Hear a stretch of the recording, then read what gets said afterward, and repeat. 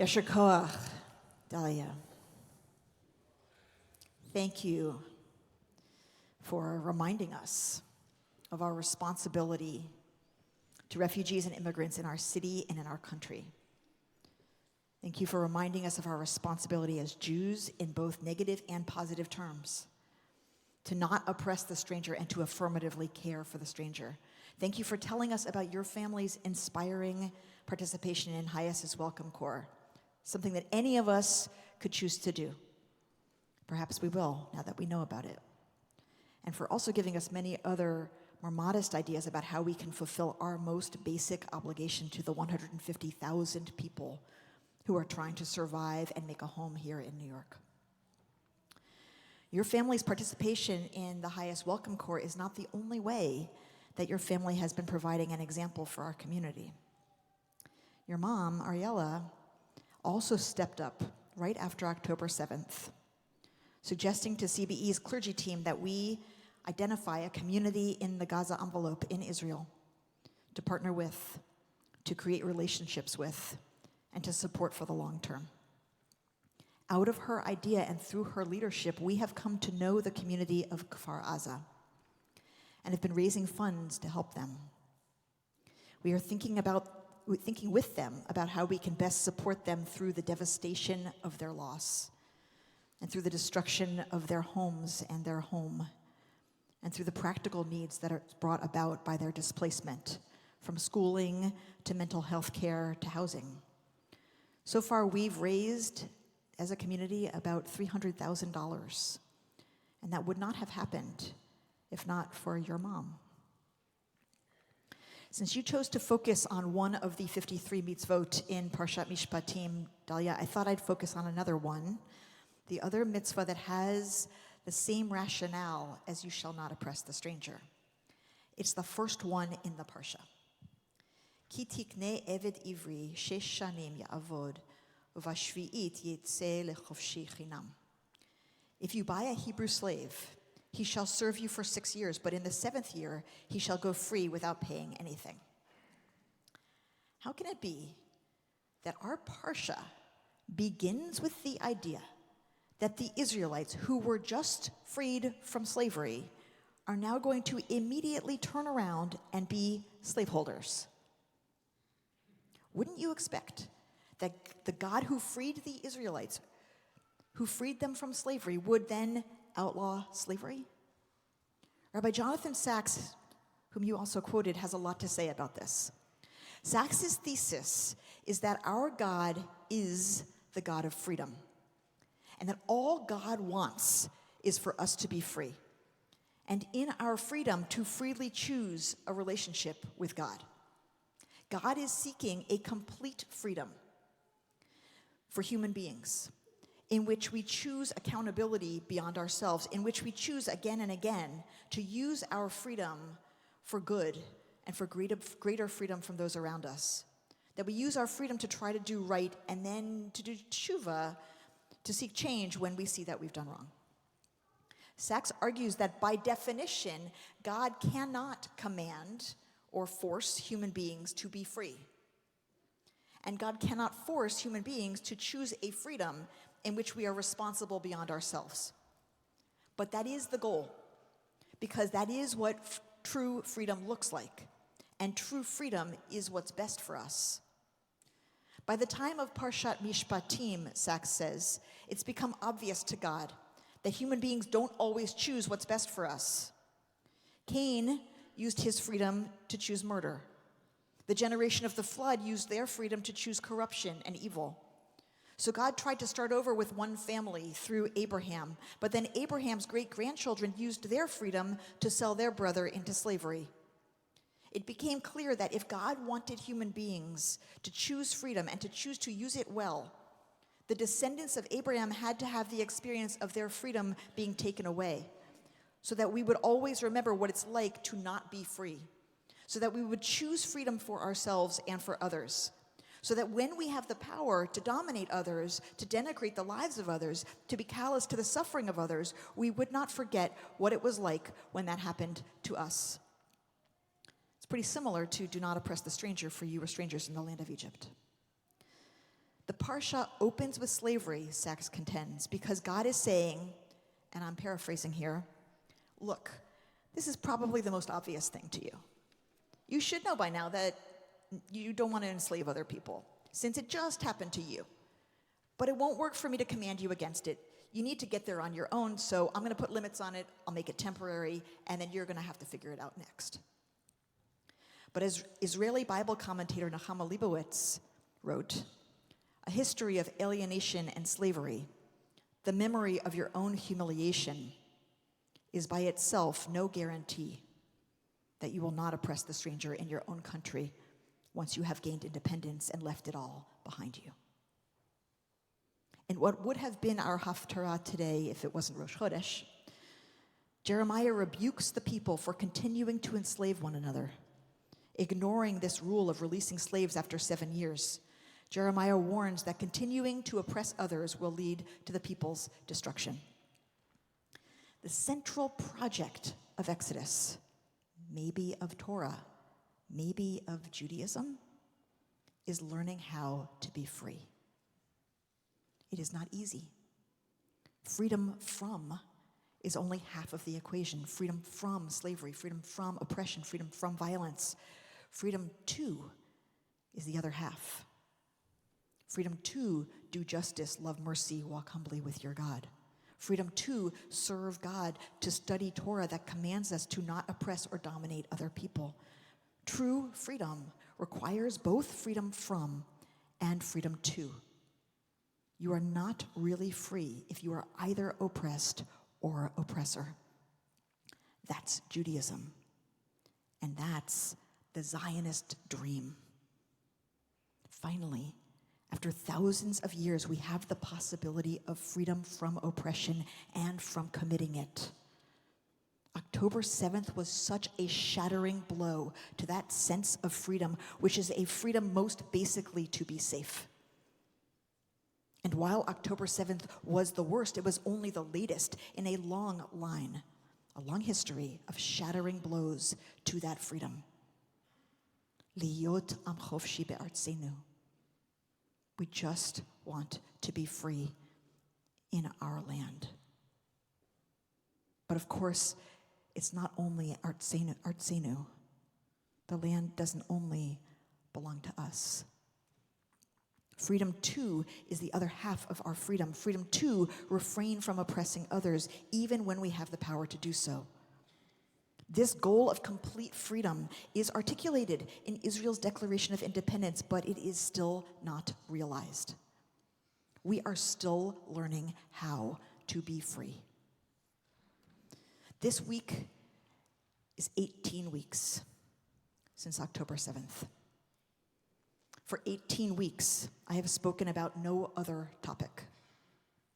I have spoken about the gruesome horrors of that day, about the right and responsibility of Israel's government to defend its people, to free the hostages, and to pursue and destroy Hamas. I have made the case in many different ways about why those who seek the freedom and safety of Palestinians should therefore equally care about the freedom and safety of Israelis, and vice versa. But many military experts have said that destroying Hamas through this ground war is not possible. Every additional day of this war endangers the lives of the hostages even further, kills more people, both Israeli and Palestinian, prolongs the extreme humanitarian crisis, and creates more hatred. And now, the Israeli government is beginning to target Rafah. Rafah is the only place left that has not been destroyed by the Israeli ground offensive. 1.4 million people have fled there and are living there in vast tent cities in the rain and the mud without adequate sewage, without adequate food or clean water. They are homeless and on the edge of famine. They were told by Israel to flee there from the north, and they have also fled there from Khan Yunis. They are trapped between the Israeli army, the Egyptian border, and the Mediterranean Sea, and now they're being bombed and told to flee elsewhere. It is deeply disturbing that there is very little discussion in Israel or on Israeli media about one of the most severe humanitarian crises of our time. Look at what this war is doing to us. Look at the so-called Israel Victory Conference for Gaza resettlement, where calls were made for ethnic cleansing, and 11 cabinet ministers and 15 coalition members from the Knesset danced with a crowd of thousands. Ofri Bibas, sister of Yarden Bibas, aunt to Kfir and Ariel Bibas, all of whom are still being held in Gaza, along with Shiri Bibas, Yarden's wife, said afterward in a meeting with the ministers, "You are dancing on the blood of the kidnapped. Just dancing on their blood. Now you are busy settling in Gaza instead of promoting the agreement that will bring the hostages home." May Rav Leshem Gonen, mother of hostage Romi Gonen, said, "All this talk of transfer made me shudder. The transfer you talk about refers to ethnic and religious connections to a certain group. Isn't that what was done to us in Europe? We say we want to be better than this, but we are ready to do the same thing to another nation." And look at the terrible videos made by Israeli soldiers, posted on social media, mocking Palestinians and their suffering, playfully synchronizing the bombing of neighborhoods to music, celebrating wanton destruction of private property, destruction which violates international law. It is not genocide. But please God, let it never become genocide. But it is ugly, and it is beneath us. Of course, the soldiers are traumatized. Every Israeli is traumatized. Most American Jews are traumatized. But this is not the freedom God had in mind when the sea was split and when we stood at Sinai in this week's Parsha. And we all know that the denigration of Palestinians, the callous disregard for their suffering and their lives, is not new since October 7th. When we listen to the testimony of soldiers who have spoken out over the last 20 years with breaking the silence about what they saw and what they did while serving as an occupying force in the West Bank, we know that this attitude and behavior, they're not new. This is not how a free people behave. This is not what true freedom looks like. A freedom that encompasses freedom from oppression and freedom to refrain from oppression. Every one of us who identifies as a Zionist, and that includes me, very much so, must be part of a Zionist call, not only for the immediate return of the hostages, yes, and for an immediate negotiated end to this war, yes, but also a renewed and urgent Zionist call for Palestinian freedom, for a Palestinian state. Zionism is the liberation movement of the Jewish people. Our people's freedom is incomplete as long as it is based on denying freedom to another people. We must be safe, but our safety is bound up with our freedom, which is bound up with the freedom of others. We know that it is not in Netanyahu's interest to end this war. And we know that it is not possible for him to maintain his coalition if he were to agree to the establishment of a Palestinian state. But resettlement of Gaza, continued occupation of the West Bank, annexation, one state, these are nightmares that will end Jewish freedom and the Zionist dream. Most Israelis know this. Most Israelis feel abandoned by their government and are looking to our president to save them. Therefore, as American Jews, we must turn to our government and our president and ask him to demand publicly and privately the release of the hostages, an immediate end to the war, and the establishment of a Palestinian state now. But who will be our partner, you ask? Who will lead the Palestinian people? Here is a sliver of hope. Our member, Joanne Mort, is a writer and a journalist with deep ties among Israelis and Palestinians, she was just there and had the opportunity to interview Marwan Barghouti's wife, Fadwa Barghouti, as well as his closest political ally, Kadora Fares, in Ramallah. And she wrote about these conversations this week in the New Republic and in The Guardian. Barghouti has been in Israeli prison since 2002, where he is serving 5 consecutive life sentences and another 40 years for his role in the Second Intifada, through which he was responsible for multiple deadly terror attacks against Israelis. But for more than a decade, Barghouti has renounced all violence. And in 2012, he called strongly and clearly in Arabic for a nonviolent path to a 2-state solution, and he has stayed with that message ever since. Barghouti and Fares have supported and worked toward multiple peace initiatives, including a 2006 prisoners letter and the 2003 Geneva Initiative negotiated with Yossi Beilin, representing Israel. Fares signed that initiative with Barghouti's support.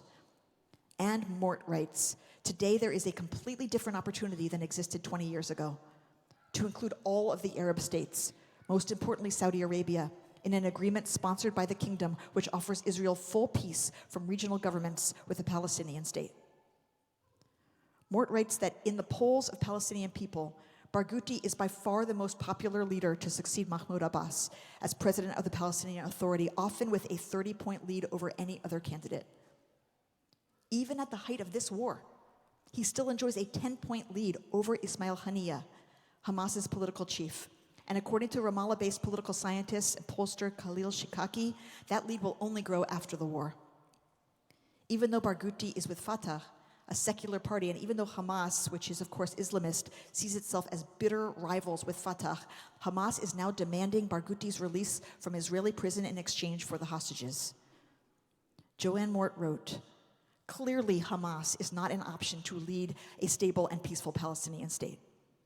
Yet its more viable rival, Fatah, has become corrupt and weak in its decades-long rule in charge of the Palestinian Authority, which needs to be revitalized in order to gain credibility among the Palestinian people, as well as shape itself back into a plausible negotiating partner for Israel and the other countries in the region. For that, Fatah and the Palestinian movement more broadly needs a leader who is both popular among Palestinians and committed to a peaceful 2-state solution. Barghouti, though through his proxies, has reportedly accepted the parameters of the Saudi Arab Peace Initiative. It is especially timely because the Saudis seem primed for regional leadership and are the region's main bulwark against Iran. If Barghouti is released from prison, he may be both a leader that the Palestinians want and the leader that the region and the international community needs. Ami Ayalon, the former head of the Shin Bet, said recently in Haaretz that it is in Israel's security interest to agree to a Palestinian state, and that Marwan is the, quote, Marwan is the only Palestinian leader who can be elected and lead a united and legitimate Palestinian leadership toward a path of mutually agreed separation from Israel. Fares, Barghouti's close ally, also said that he would accept a demilitarized Palestine, something that all Israeli factions and the United States and much of the international community will demand. He says, quote, if I am at peace with Israel, with Jordan, with Egypt, with the international community, and I need the support of the international community in order to rebuild our state, to act in accordance with to the Palestinian people's interest, I have to create in Palestine what is most necessary. We have to build hospitals, schools, universities, to rehabilitate everything.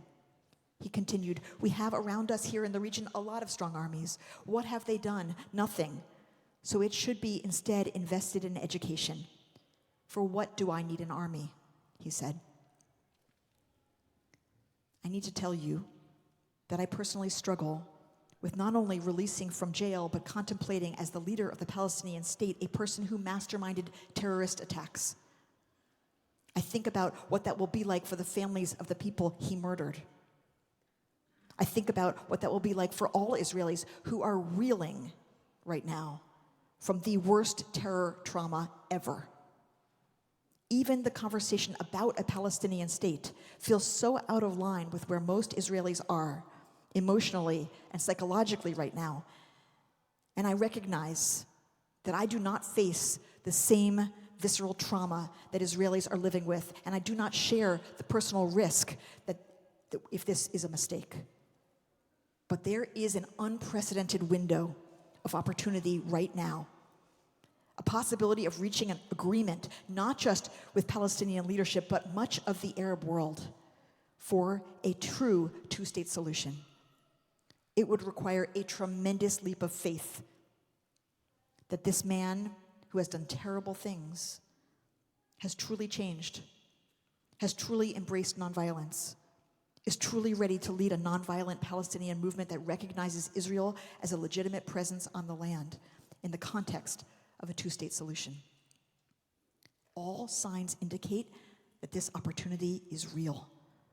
And that is why we need courageous Israeli leadership who will seize this opportunity and create the future that all Israelis deserve.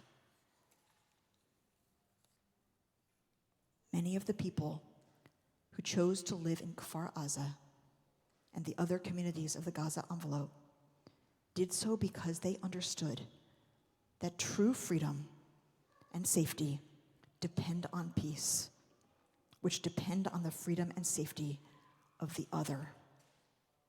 The unfathomable trauma, the unbelievably vicious brutality of the October 7th marauders made many doubt that idea, made many feel that they were foolish or wrong all along to ever believe that such freedom and safety could be possible. But they were not wrong. They were not foolish. It is not impossible.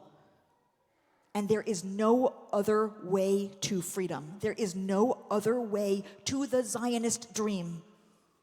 Lihiot am chofshi be'artzenu, than freedom from and freedom to, a complete freedom for all. Shabbat shalom.